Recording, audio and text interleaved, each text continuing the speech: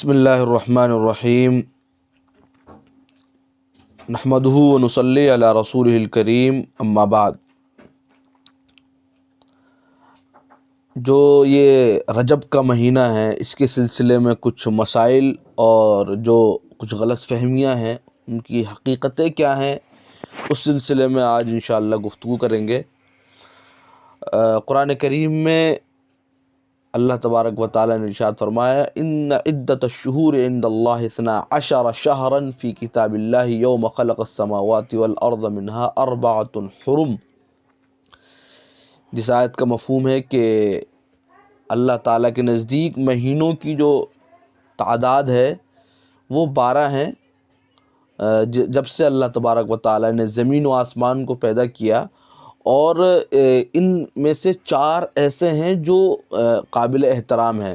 احترام کا مطلب یہ ہے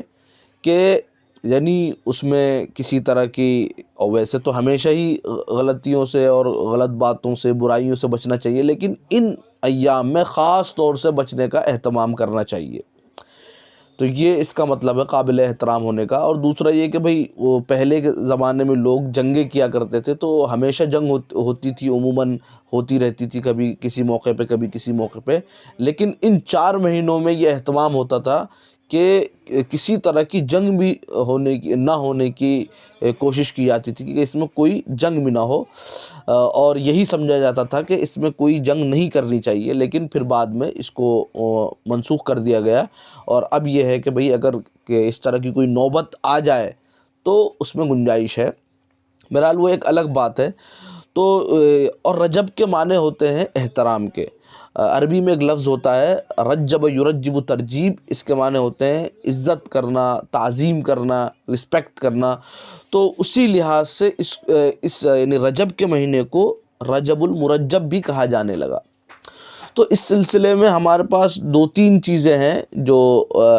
ذکر کرنے کے قابل ہیں رجب کے تعلق سے۔ نمبر 1، رجب کا جو 27واں روزہ ہے یہ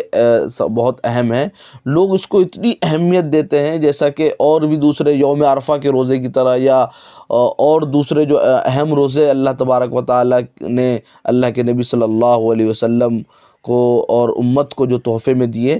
اس کی طرح اس کو اہم سمجھا جاتا ہے۔ تو یہ خصوصیت ہمیں نہیں پیدا کرنی چاہیے۔ اصل بات یہ ہے کہ دیکھیے ہمیں دین اتنا ہی سمجھنا چاہیے جتنا ہمیں بتایا گیا ہے، اپنی طرف سے دین کو نہیں بنانا چاہیے کہ بھئی ہمیں بھی ایسا لگتا ہے کہ اس میں بھی جو ہے نا روزہ رکھنا چاہیے، بہت اہم ہے چونکہ رجب کا مہینہ۔ اور اگر ہم مان بھی لیں کہ ہاں واقعی اس رات میں اللہ کے نبی صلی اللہ علیہ وسلم کو شب معراج ہوئی،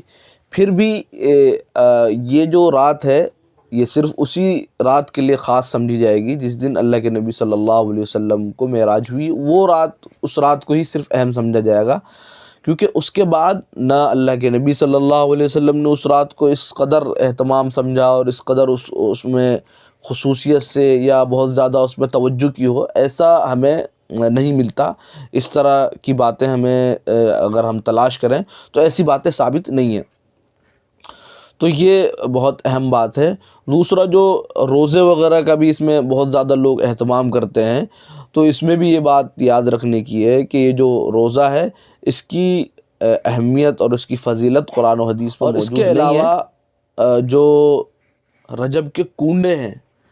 سمجھ رہے ہیں، کہ جو کھانے پینے کی جو چیزیں ہوتی ہیں، ویسے بھی اگر کوئی پروگرام کھانے پینے کا ہو تو کوئی بھی ایک دم سے فوراً لوگ پہنچ جاتے ہیں، اور اس کو آگے بڑھنے کے لیے اور اس کو منانے کے لیے یا اس کو بڑھاوا دینے کے لیے لوگ ویسے بھی آگے بڑھ جاتے ہیں۔ تو رجب کے کنڈے اصل میں اس میں بھی کچھ کھانے پینے کا اور بھجوانے کا اہتمام ہوتا ہے، تو یہ بھی اس کی بھی کوئی حیثیت نہیں ہے۔ اس کی اصل یہ ہے کہ اصل بات یہ ہے کہ جب حضرت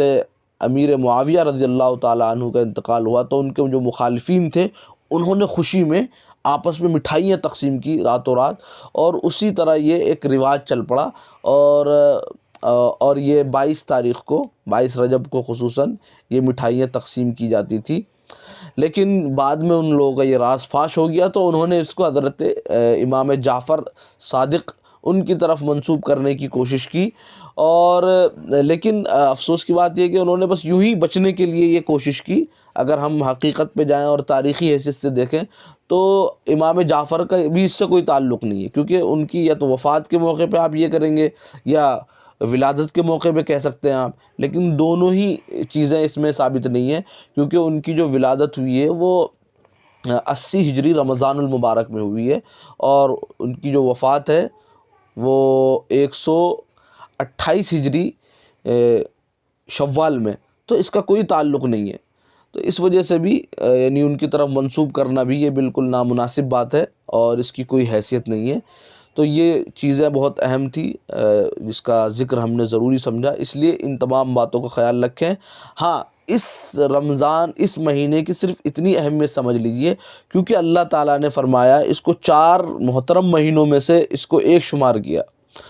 تو معلوم ہوا کہ ہاں واقعی محترم ہے، لیکن محترم کا مطلب یہ تو نہیں ہے کہ کوئی ہم اپنی طرف سے اس میں چیزیں شامل کرنی شروع کر دیں اور اپنی طرف سے اس کو کوئی دینی عمل اس میں کرنا شروع کر دیں جس کی کوئی